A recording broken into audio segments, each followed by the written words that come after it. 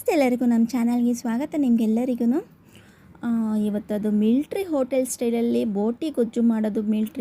ಬೋಟಿ ಗೊಜ್ಜು ಅಂತ ಹೇಳ್ತಾರೆ, ಬೋಟಿ ಫ್ರೈ ಅಂತ ಹೇಳ್ತಾರೆ, ಬೋಟಿ ಗ್ರೇವಿ ಅಂತ ಹೇಳ್ತಾರೆ. ಮಿಲ್ಟ್ರಿ ಹೋಟೆಲ್ ಸ್ಟೈಲಲ್ಲಿ ಮಾಡೋದು ಹೆಂಗಂತ ನಾನು ತೋರಿಸ್ಕೊಡ್ತೀನಿ. ಮೊದಲಿಗೆ ನಾನು ಇದು ಚಿಕ್ಕ ಚಿಕ್ಕ ಪೀಸ್ ಕಟ್ ಮಾಡ್ಕೊಂಡು ಚೆನ್ನಾಗಿ ಒಂದು 7-8 ಸಲ ಚೆನ್ನಾಗಿ ಬಿಸಿನೀರಲ್ಲಿ ತೊಳ್ಕೊಬೇಕು. ಸುಣ್ಣಾದರೂ ಹಾಕೋಬೋದು, ಜಿಂಜರ್ ಗಾರ್ಲಿಕ್ ಪೇಸ್ಟಾಗಿ ಹಾಕಿ ತೊಳ್ಕೊಬೋದು. ಮತ್ತು ಒಂದು ಕುಕ್ಕರಲ್ಲಿ ಒಂದು ಸ್ಪೂನ್ ಎಣ್ಣೆ ಹಾಕ್ಕೊಂಡಿದ್ದೇನೆ. ಬೋಟಿನ ಫ್ರೈ ಮಾಡ್ಕೊಳ್ಳೋಣ. ಇದು ಚೆನ್ನಾಗಿ ಫ್ರೈ ಮಾಡ್ಕೋಬೇಕು, ಆವಾಗಲೇ ತುಂಬ ಟೇಸ್ಟಾಗಿರೋದು. ಚೆನ್ನಾಗಿ ತೊಳಿಬೇಕಿದು. ಬೋಟಿ ಎಷ್ಟು ಟೇಸ್ಟಾಗಿರುತ್ತೆ ಅಂದರೆ ಕ್ಲೀನ್ ಮಾಡೋದು ಅಷ್ಟೇ ತಾಳ್ಮೆಯಿಂದ ಕ್ಲೀನ್ ಮಾಡಬೇಕು. ತುಂಬ ಕೆಲಸ ಇರುತ್ತೆ. ಬೋಟಿ ಸಾಂಬಾರಿಗಾಗಲಿ ಬೋಟಿ ಗೊಜ್ಜಿಗಾಗಲಿ ತುಂಬ ಕೆಲಸ ಇರುತ್ತೆ. ರುಚಿಗೆ ಉಪ್ಪು ಹಾಕ್ತಾಯಿದ್ದೀನಿ ನಾನು ಇವಾಗಲೇ, ಯಾಕಂದರೆ ಪೀಸಸ್ಗೆ ಉಪ್ಪು ಖಾರ ಹಿಡೀಲಿ ಅಂತ ನಾನು ಇವಾಗಲೇ ಉಪ್ಪು ಖಾರ ಹಾಕ್ತೀನಿ. ನಾನು ಅರಿಶಿನ ಹಾಕ್ತಾಯಿದ್ದೇನೆ.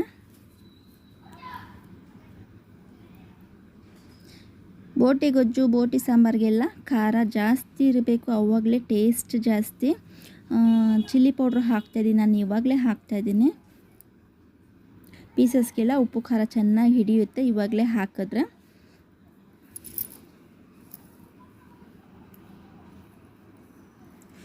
ಮತ್ತು ಧನಿಯಾ ಪೌಡ್ರು ಜಾಸ್ತಿ ಹಾಕಬೇಕು ಇದಕ್ಕೆ.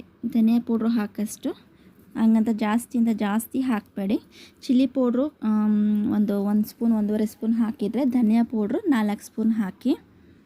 ನಾನು 1.5 ಸ್ಪೂನ್ ಚಿಲ್ಲಿ ಪೌಡ್ರು ಹಾಕಿದ್ದೀನಿ, 4 ಸ್ಪೂನು ಧನಿಯಾ ಪುಡಿ ಹಾಕಿದ್ದೀನಿ. ಚೆನ್ನಾಗಿದ್ದು ಫ್ರೈ ಮಾಡ್ಕೋಬೇಕಿದು. ಇದು ನೀರು ಬಿಟ್ಕೊಳುತ್ತೆ, ಇದು ಇದರಲ್ಲೇ ಜಾಸ್ತಿ ನೀರು ಬಿಟ್ಕೊಳುತ್ತೆ. ಚೆನ್ನಾಗಿ ನೀರೆಲ್ಲ ಹಿಂಗೆ ಹೋಗೋವರೆಗೂ ಚೆನ್ನಾಗಿ ಫ್ರೈ ಮಾಡ್ಕೋಬೇಕಿದು. ಬೋಟಿ ಗೊಜ್ಜು ಹಸಿ ವಾಸನೆ ಹೋಗುತ್ತೆ. ಚೆನ್ನಾಗಿ ಮಿಕ್ಸ್ ಮಾಡಿ ಒಂದು ಪ್ಲೇಟಲ್ಲಿ ಮುಚ್ಚಿಡ್ತಾಯಿದ್ದೀನಿ ನಾನು. ಒಂದು 10-15 ನಿಮಿಷ ನಾನು ಹಸಿ ವಾಸನೆ ಹೋಗೋವರೆಗೂ ಈ ಥರನೇ ಪ್ಲೇಟ್ ಮುಚ್ಚಿ ನಾನು ಫ್ರೈ ಮಾಡ್ಕೋತೇನೆ.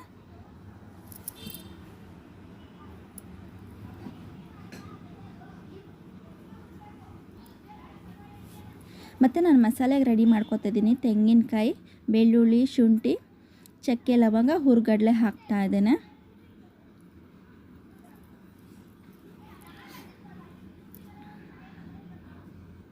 ಈರುಳ್ಳಿ, ಟೊಮೆಟೊ ನಾನು ಮಸಾಲೆ ರುಬ್ಬಕ್ಕೆ ನಾನು ಹಾಕ್ತಾಯಿಲ್ಲ.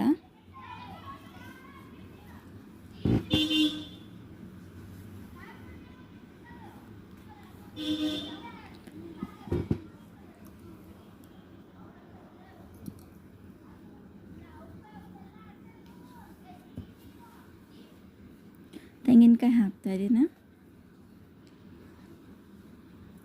ಇದನ್ನೆಲ್ಲ ಫೈನ್ ಪೇಸ್ಟ್ ಮಾಡ್ಕೊಬರಬೇಕು.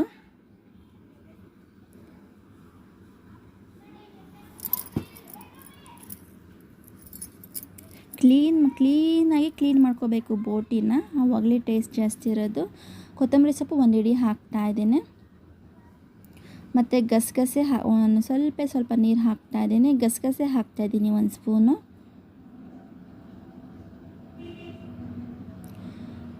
ಮತ್ತು ಗೋಡಂಬಿ ಹಾಕ್ತಾಯಿದ್ದೀನಿ. ಇದನ್ನೆಲ್ಲ ಫೈನ್ ಪೇಸ್ಟ್ ಮಾಡ್ಕೊಬರ್ತೀನಿ ನಾನು.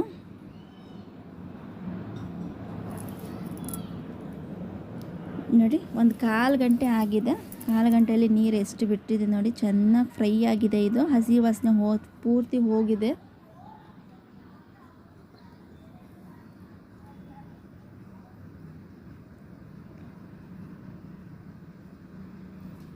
ಈ ಮಸಾಲೆ ರುಬ್ಕೊಂಡಿರ್ತೀನಲ್ಲ ಅದನ್ನು ನಾನು ಹಾಕ್ತಾಯಿದ್ದೇನೆ.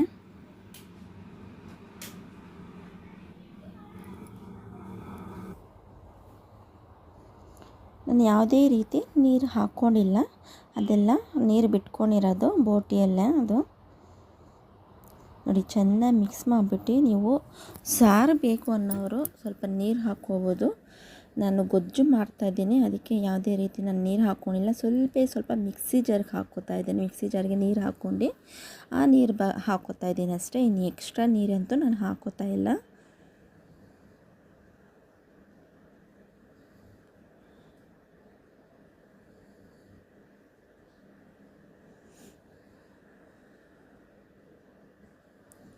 ಚೆನ್ನಾಗಿ ಮಿಕ್ಸ್ ಮಾಡ್ಕೊಳ್ಳಿ.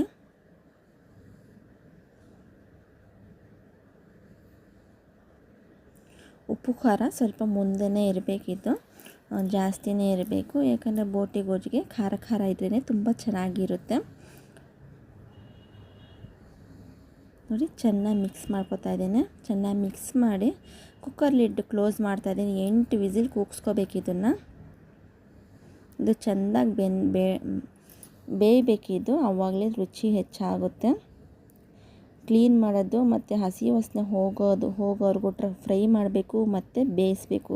ಇಷ್ಟು ಮಾಡಿದರೆ ಬೋಟಿ ಸೂಪರಾಗಿರುತ್ತೆ, ಟೇಸ್ಟಾಗಿರುತ್ತೆ. ನೋಡಿ 8 ವಿಸಿಲ್ ಆದಮೇಲೆ ನಿಮಗೆ ತೋರಿಸ್ತಾ ಇದ್ದೀನಿ ಎಷ್ಟು ಚೆನ್ನಾಗಿ ಬಂದಿದೆ ನೋಡಿ ಗ್ರೇವಿ. ಇದಕ್ಕಿನ್ನೂ ಪ್ರೊಸೆಸಿಂಗ್ ಇದೆ, ಇದಕ್ಕೆ ಇಷ್ಟೇ ಆಗಲ್ಲ. ನೋಡಿ ಚೆನ್ನಾಗಿ ಮಿಕ್ಸ್ ಮಾಡ್ಕೊಂಡು, ನಿಮಗೆ ನೀರು ಸಾರು ಟೈಪ್ ಮಾಡ್ಕೋಬೇಕಂದ್ರೆ ನೀರು ಜಾಸ್ತಿ ಹಾಕ್ಕೋಬೋದು. ನಾನು ಮಾಡ್ತಾರ ಗೊಜ್ಜು. ನೆಕ್ಸ್ಟ್ ಮತ್ತೊಂದು ಪ್ಯಾನಲ್ಲಿ ಎಣ್ಣೆ ಹಾಕೋತಾ ಇದ್ದೇನೆ. ಇದು ಡಾಬಾದಲ್ಲಿ ಮತ್ತು ಮಿಲ್ಟ್ರಿ ಹೋಟೆಲಲ್ಲೆಲ್ಲ ಸಪ್ರೇಟ್ ಈ ಥರ ಬೋಟಿ ಮಾಡಿ ಈ ಥರ ಫ್ರೈ ಮಾಡ್ತಾರೆ, ಆವಾಗ ತುಂಬ ರುಚಿಯಾಗಿರುತ್ತೆ. ಈರುಳ್ಳಿ ಹಾಕೋತಾ ಇದ್ದೀನಿ. ಒಂದು ದೊಡ್ಡದು ಉದ್ದುದ್ದ ಕಟ್ ಮಾಡ್ಕೊಂಡಿದ್ದೇನೆ. ನಾನು ರುಬ್ಬಕ್ಕೆ ಹಾಕ್ಕೊಂಡಿಲ್ಲ, ಈರುಳ್ಳಿ ಆಗಲಿ ಟೊಮೆಟೊ ಆಗಲಿ. ನಾನು ಇವಾಗ ಹಾಕೋತೀನಿ. ಚೆನ್ನಾಗಿ ಫ್ರೈ ಮಾಡ್ಕೋಬೇಕು. ಇದಕ್ಕೆ ಸಬ್ಬಕ್ಕಿ ಸೊಪ್ಪು, ಮೆಂತ್ಯ ಸೊಪ್ಪು ಇದ್ರಂತೂ ಸೂಪರಾಗಿರುತ್ತೆ. ನೋಡಿ ಕರಿಬೇವಿನ ಸೊಪ್ಪು ಹಾಕ್ಕೊಂಡಿದ್ದೀನಿ. ಇವತ್ತು ಭಾನುವಾರ ಎಲ್ಲ ಸೊಪ್ಪುದು ಏನು ಗಾಡಿ ಬಂದಿಲ್ಲ, ಅದಕ್ಕೆ ಸ್ಕಿಪ್ ಮಾಡಿದ್ದೀನಿ. ಸಬ್ಬಕ್ಕಿ ಸೊಪ್ಪು, ಮೆಂತ್ಯ ಸೊಪ್ಪು ನಿಮ್ಮನೆಗಿದ್ದರೆ ಹಾಕ್ಕೊಂಡು ಮಾಡ್ಕೊಳ್ಳಿ, ಸೂಪರ್ ಟೇಸ್ಟ್ ಬರುತ್ತೆ ಇದಕ್ಕೆ. ಸಬ್ಬಕ್ಕಿ ಸೊಪ್ಪಾಗಲಿ ಮೆಂತ್ಯ ಸೊಪ್ಪಾಗಲಿ. ಟೊಮೆಟೊ, ಫಾರಮ್ ಟೊಮೆಟೊ 2 ಕಟ್ ಮಾಡ್ಕೊಂಡಿದ್ದೆ ಚಿಕ್ಕದು, ಅದನ್ನು ಹಾಕೋತಾ ಇದ್ದೇನೆ.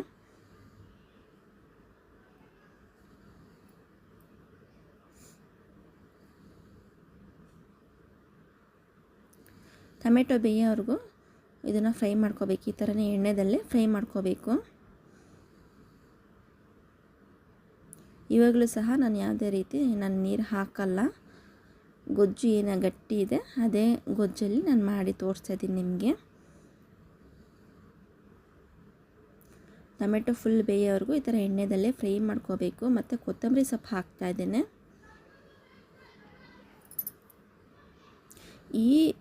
ಇವಾಗ ನೀವು ಸಬ್ಬಕ್ಕಿ ಸೊಪ್ಪಿದ್ದರೆ ಹಾಕೋಬೋದು, ತುಂಬ ಟೇಸ್ಟಾಗಿರುತ್ತೆ.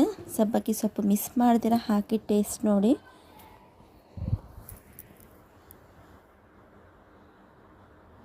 ಬೋಟಿ ಏನು ಗೊಜ್ಜು ಮಾಡ್ಕೊಂಡಿದ್ದೆ ಅದನ್ನು ನಾನು ಇವಾಗ ಹಾಕ್ತಾಯಿದ್ದೀನಿ ಈರುಳ್ಳಿ ಟೊಮೆಟೊ ಜೊತೆಗೆ.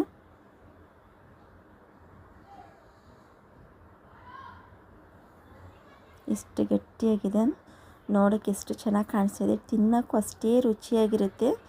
ಮಿಲ್ಟ್ರಿ ಹೋಟೆಲೆಲ್ಲ ಸೇಮ್ ಹಿಂಗೆ ಇರುತ್ತೆ, ಅದೇ ಟೇಸ್ಟ್ ಬರುತ್ತೆ. ಮನೇಲಿ ಮಾಡ್ಕೊಳ್ಳಿ.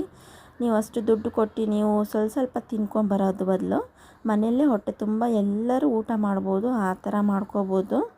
ತುಂಬ ಟೇಸ್ಟಾಗಿರುತ್ತೆ. ಆದಷ್ಟು ಬೋಟಿ ಮಾಡ್ಕೊಳೋವಾಗ ಕ್ಲೀನ್ ಜಾಸ್ತಿ ಮಾಡ್ಕೋಬೇಕು, ಕ್ಲೀನಾಗಿ ತಾಳ್ಮೆಯಿಂದ ಮಾಡ್ಕೋಬೇಕು.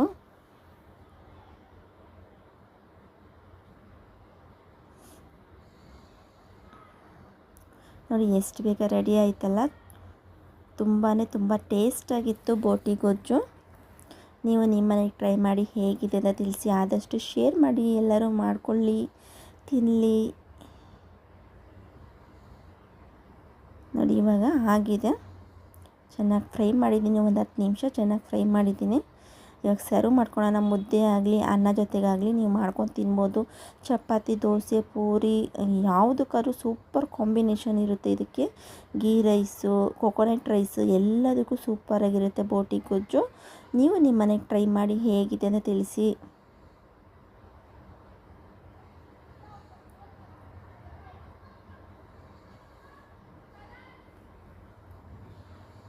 ಸ್ವಲ್ಪ ಮೇಲೆಗಡೆ ಕೊತ್ತಂಬರಿ ಸೊಪ್ಪು ಹಾಕ್ತಾಯಿದ್ದೀನಿ.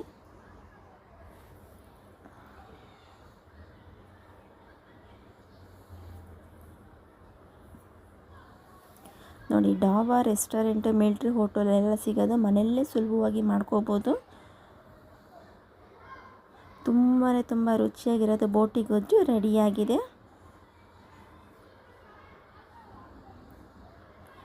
ಅನ್ನ ಜೊತೆಗೆ ಚಿಕನ್ ಕಬಾಬು, ಬೋಟಿ ಗೊಜ್ಜು ಮತ್ತು ಚಿಕನ್ ಕರಿ ಜೊತೆಗೆ ಸರ್ವ್ ಮಾಡ್ತಾಯಿದ್ದೀನಿ.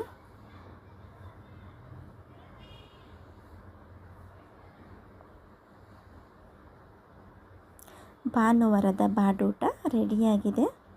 ನೀವು ಖಂಡಿತ ಟ್ರೈ ಮಾಡಿ ಮನೆಗೆ. ತುಂಬ ಟೇಸ್ಟಾಗಿರುತ್ತೆ. ಆದಷ್ಟು ಶೇರ್ ಮಾಡಿ. ಹೊಸದಾಗಿ ಯಾರ್ಯಾರು ನೋಡ್ತೀರಾ ದಯವಿಟ್ಟು ಸಬ್ಸ್ಕ್ರೈಬ್ ಮಾಡ್ಕೊಂಡು ನೋಡಿ, ವಿಡಿಯೋಸ್ ನೋಡಿ ಸಪೋರ್ಟ್ ಮಾಡಿ. ದಯವಿಟ್ಟು ಬೆಲ್ ಐಕನ್ನು ಆಲ್ ಅಂತ ಮಾಡ್ಕೊಳ್ಳಿ. ನಾನು ಹಾಕೋ ಪ್ರತಿಯೊಂದು ವಿಡಿಯೋನೂ ನೋಟಿಫಿಕೇಷನ್ ನಿಮಗೆ ಮೊದಲು ನಿಮ್ಮ ಮೊಬೈಲ್ಗೆ ಬರುತ್ತೆ. ದಯವಿಟ್ಟು ಸಬ್ಸ್ಕ್ರೈಬ್ ಮಾಡ್ಕೊಂಡು ನೋಡಿ, ಸಪೋರ್ಟ್ ಮಾಡಿ. ಫುಲ್ ವಿಡಿಯೋ ನೋಡಿ, ಸ್ಕಿಪ್ ಮಾಡ್ತೀರಾ ನೋಡಿ. ಈ ವಿಡಿಯೋ ಯಾರು ನೋಡಿದಾರೋ ಅವ್ರಿಗೆಲ್ಲರಿಗೂ ತುಂಬ ಧನ್ಯವಾದಗಳು ನಿಮಗೆ. Thank you.